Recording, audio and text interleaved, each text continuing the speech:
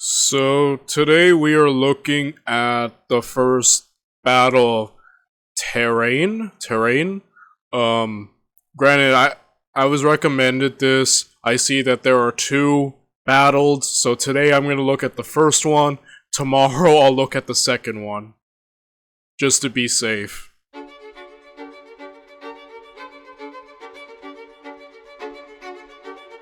Yeah, so I don't know what this battle is about or where we're gonna be.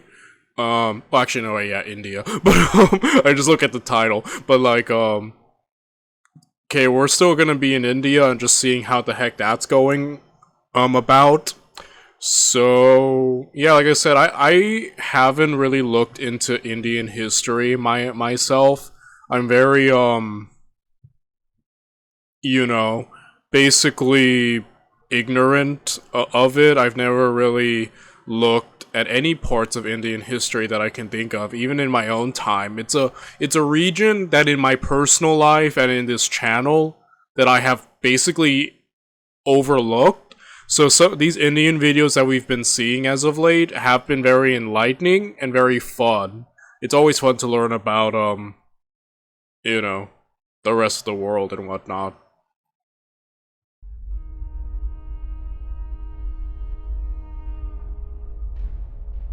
Tarain or Tarain?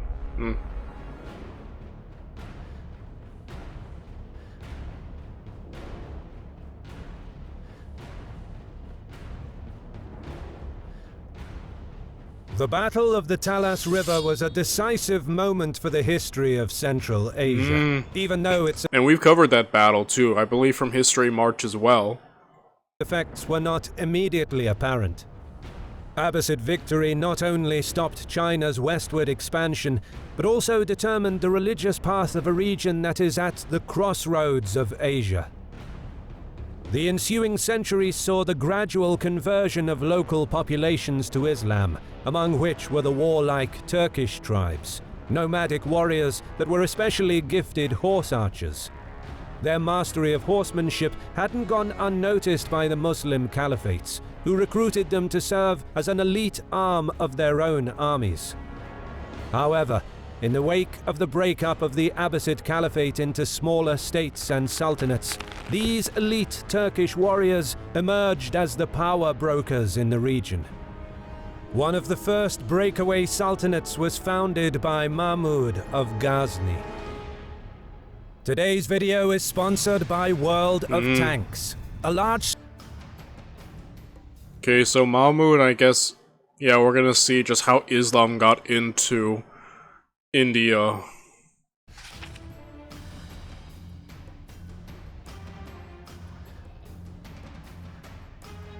Under the leadership of Mahmud of Ghazni, the Ghaznavids became a significant power, and he was among the first to adopt the title of Sultan.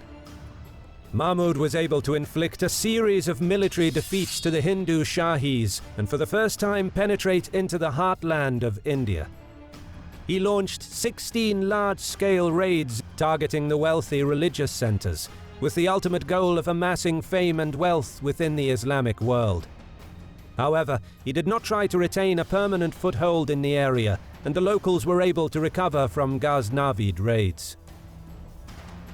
But with the death of Mahmud began a gradual decline, and by mid-12th century, one of his former vassals, the Ghurids, a dynasty of Tajik origin, gradually asserted their authority in the Ghor region, methodically expanding their power base until they eventually sacked the city of Ghazni in 1149, thereby emerging as an independent power.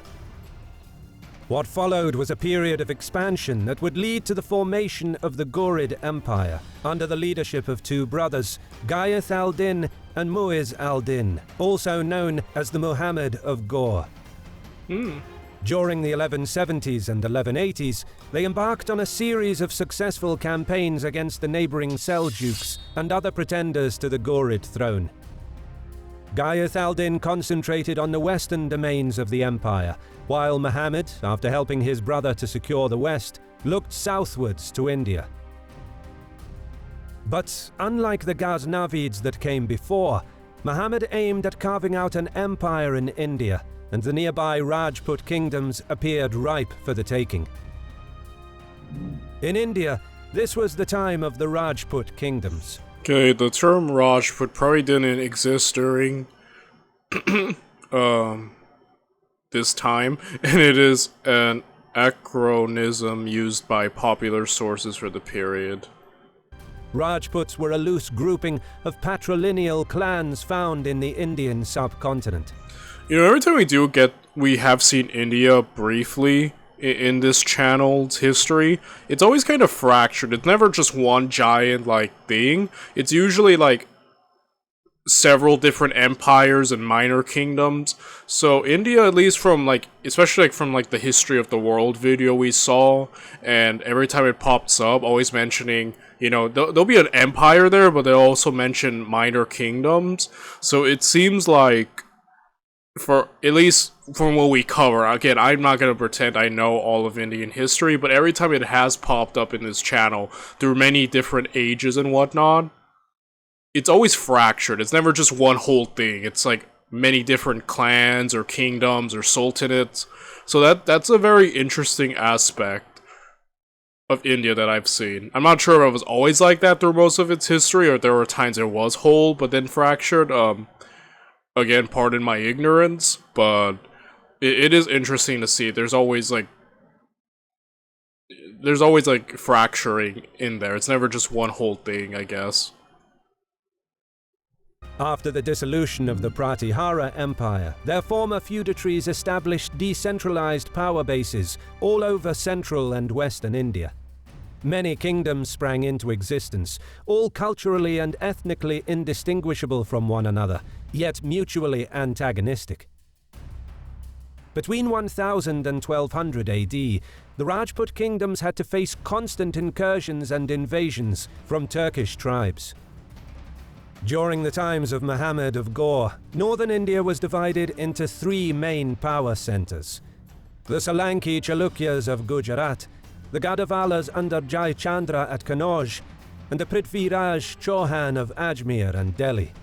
The most prominent of these kingdoms was that of Prithviraj Chauhan. By 1178, Muhammad was intent on attacking India, and his main invasion route led directly through Prithviraj's domain. His first intended target was the Chalukya Solanki kingdom. Subsequently, he sent an envoy to the court of Prithviraj, attempting to persuade the Indian king to come to a peaceful agreement. Okay, in a vivid description of this event, an Indian source informs us that the envoy was extremely ugly and that his ghastly white complexion made him appear to be suffering from a skin disease, while his speech was like the crying of wild birds. Huh. According to the terms presented by the envoy, Muhammad would agree to provide passage and divide the Solanki kingdom with Prithviraj. In addition, he demanded that Prithviraj convert to Islam and accept Ghurid suzerainty.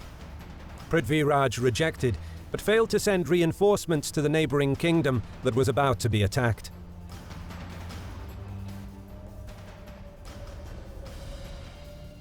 Undeterred, the Ghurid ruler amassed a mobile army of Turkish horse warriors and marched on a circuitous route through the Thar Desert and into the outskirts of Chalukya territory. After many days of marching through inhospitable and hostile territory, he was eventually confronted by a large Chalukya army on a valley near Mount Abu. Muhammad's army, tired and dehydrated from the long march and unable to use the mobility of its cavalry within the narrow valley, was forced into a close-quarters frontal battle against the Rajputs and was eventually routed. However, the fleeing Ghurid army was not decisively pursued by the Chalukyas, and thus... Okay, the Indian War... What's that word? Is that an E? Of the period, I'm not sure. The war ethos of the war period practice a form of ritualistic warfare. Conduct on the battlefield was to be honorable, so enemies who submitted or were not to be harmed, and those who were treated not chased. Okay, that's interesting. Avoided total destruction. Nevertheless, the invading army suffered heavy casualties during the battle and the subsequent retreat back across the desert. In spite of this setback, Muhammad was not a man to be disheartened by adversities, and during the following decade, he set out to rebuild his forces and expand his territories into Peshawar. He then advanced with his army and took Sialkot, and by 1187 he conquered Lahore, executing its ruler, thus ending the last remnants of the Ghaznavids. Wow. Now, his realm bordered Prithvi Raj's domain, and between 1187 and 1190, a series of minor and medium probing incursions were launched. The situation escalated rapidly, and in 1190, Muhammad concentrated a large force of horse warriors and advanced against the important border fortress of Bathinda. After a brief siege, he was able to capture the stronghold and placed a garrison there, under the command of one of his generals. News of Bathinda falling to the enemy soon reached Delhi. The shock of the loss of this significant stronghold galvanized Prithvi Raj into action. He called upon his feudatories, quickly amassing a large army, and marched out to meet the invaders. Upon learning of the king's approach, Muhammad set out with his mounted army to intercept him. Okay, so far this has been really interesting. In typical Islamic, like, we see with the forces of Islam in this channel's history, very aggressive, and they're known to expand incredibly quickly and to be incredibly aggressive. And Muhammad seems to be reinforcing that that pattern that I've noticed with Islamic, like, kingdoms or empires and whatnot. And again, he's looking for this fight. He wants it. He's made his intentions very clear off the bat. And he, despite his minor setback, he seems to be adapting incredibly well, you know, to this challenge. And yeah, we do know that Islam eventually becomes, you know, Islamic sultanates are established in India, multiple in fact. So telling me that Muhammad must be successful, right? Or at least to some degree. Overall, at least Islam will prevail in that sense. Though, I guess we'll see right here how things go, huh?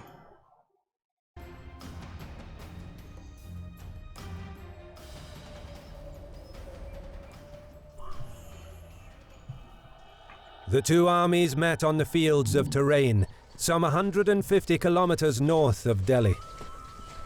While exaggerated contemporary accounts place the size of Prithvi Raj's army at around 200,000 troops, modern historians estimate that the Rajput army did not exceed 50,000 men. The Rajputs of the period were ferocious warriors who excelled in close combat, which they generally favored. Indian metallurgy and weapons were renowned for their quality and generally enjoyed a reputation as the best in the world, a fact that gave them a further edge in close quarters fighting.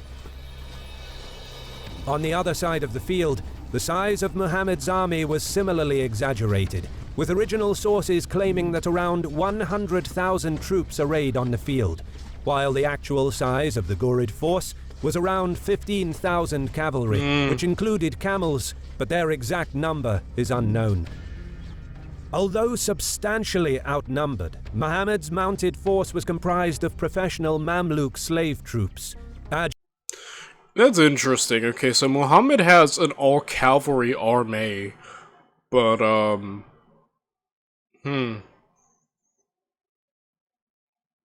he lost earlier because he couldn't utilize his cavalry in the narrowness of, you know, his previous defeat. So obviously there are ways to counter cavalry, but I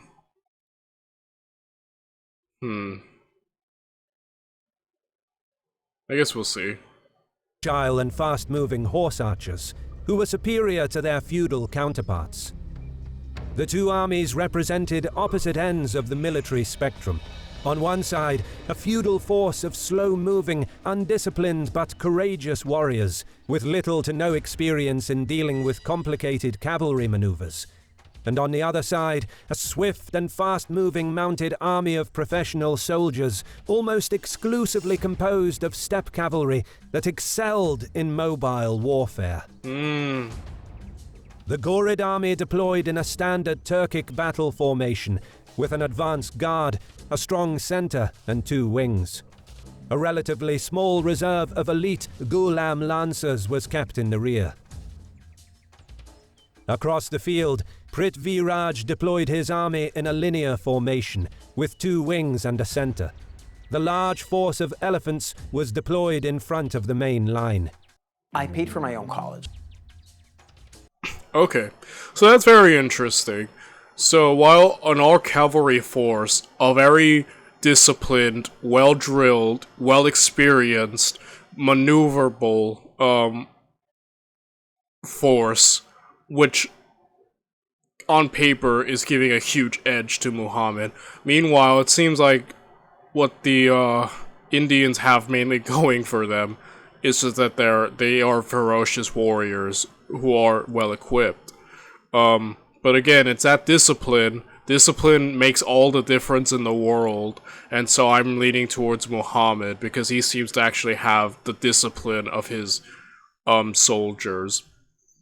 And okay, and obviously the better cavalry. I mean, it seems like the Indian side definitely has automatically at the infantry edge, but they do like close quarters combat. So that would seem, depending on how he uses his cavalry, that could like not go well if he keeps using maneuvers and whatnot.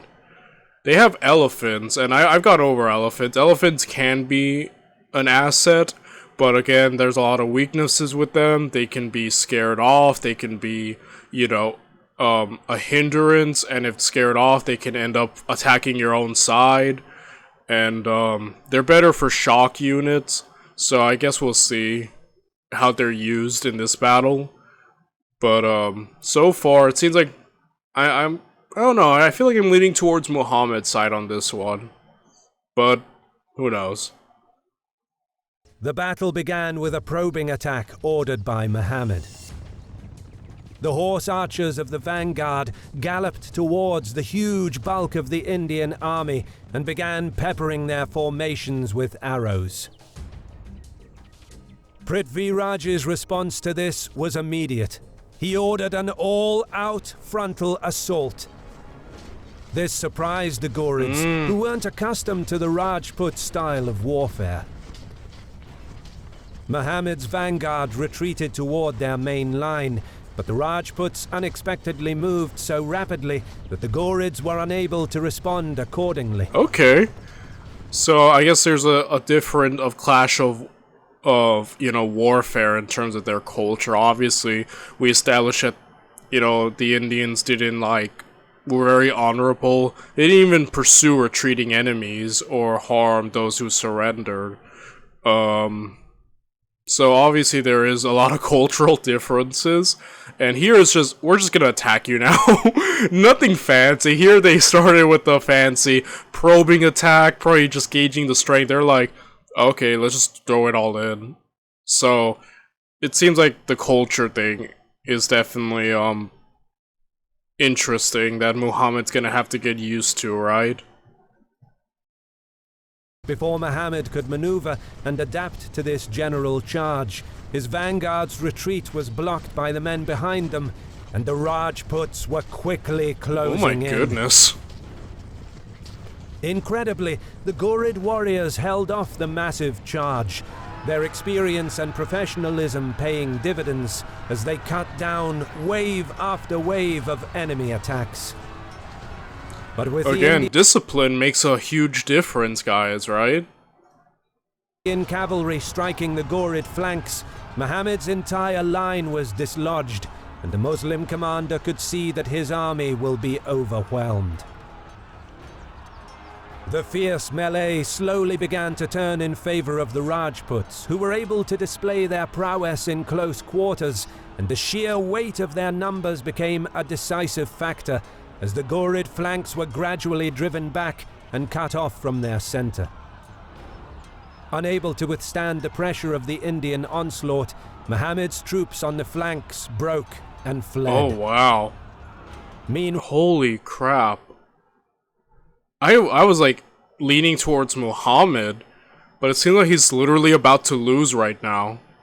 While the war elephants and cavalry of Prithvi Raj's center that had driven back the Ghorid vanguard onto their front line kept the Turkish center under sustained pressure. Here, too, the light horsemen were outside of their element, hemmed in by the immense pressure of the relentless Rajput advance, and unable to use their mobility, they began to waver. Muhammad now understood that the battle had reached its critical point. Seeing his flanks routing and his center on the verge of collapse, he charged into the fray, attempting a personal last-ditch effort to reverse the course of battle.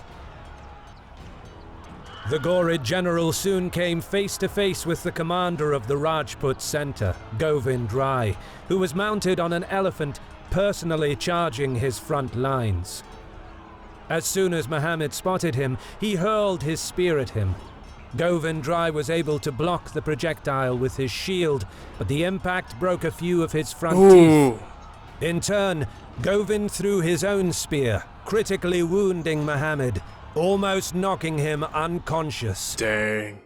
Okay, this is wild. So yeah, this is obviously an act of desperation. I think Muhammad wanted to get rid of a prominent figure on the enemy side to break the morale of the enemy soldiers, but it seems like it's coming back to bite him. It did not go as planned, as he's the one who got injured now.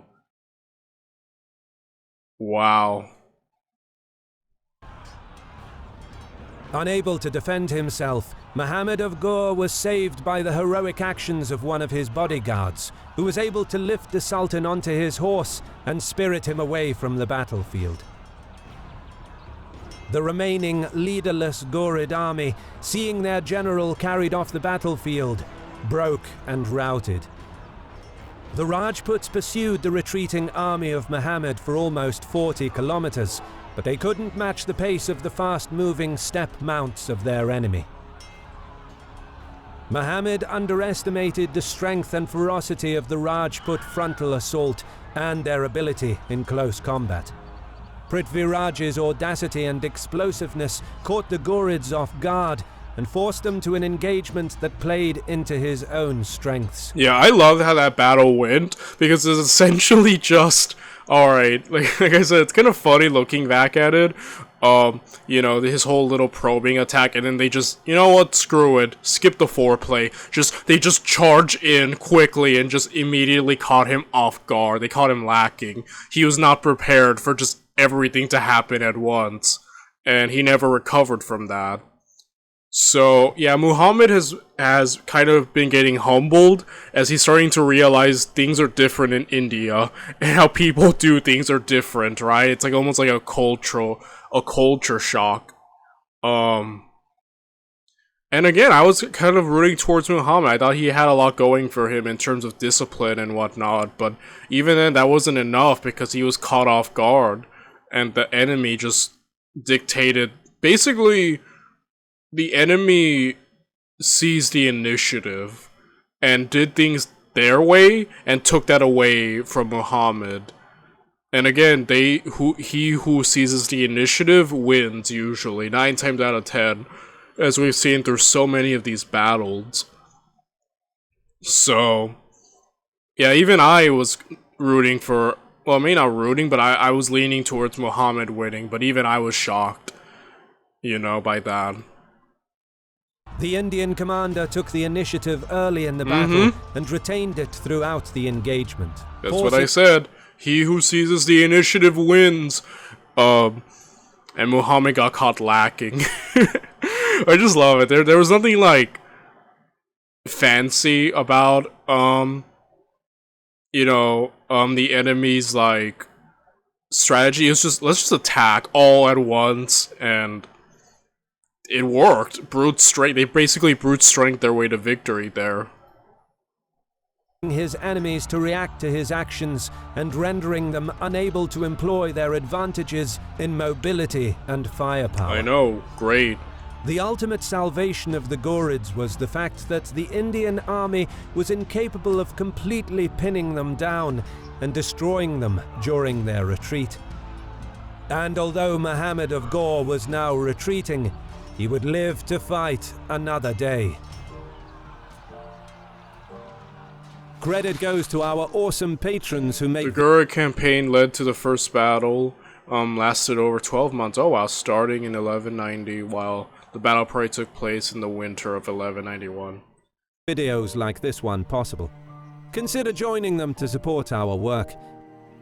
You can also support us by subscribing to our channel and clicking the bell. Okay, the rout of the Turkic army was total, but their ponies outpaced the Rajputs, allowing the Ghurids to recover and rebuild their army over the coming months. Bell button to get notified when our new videos are released. And as always, okay, followed up his victory by laying siege to Bat, which would continue for more than a year. Rip Mimi. Oh, that's sad. My pug's name is Mimi, and she's old now. She's actually deaf and blind, and you know, it's sad. Sorry, that just got me, but rip Mimi, rest in peace. Gosh darn it. Alright guys, I'll see you guys tomorrow in the second battle.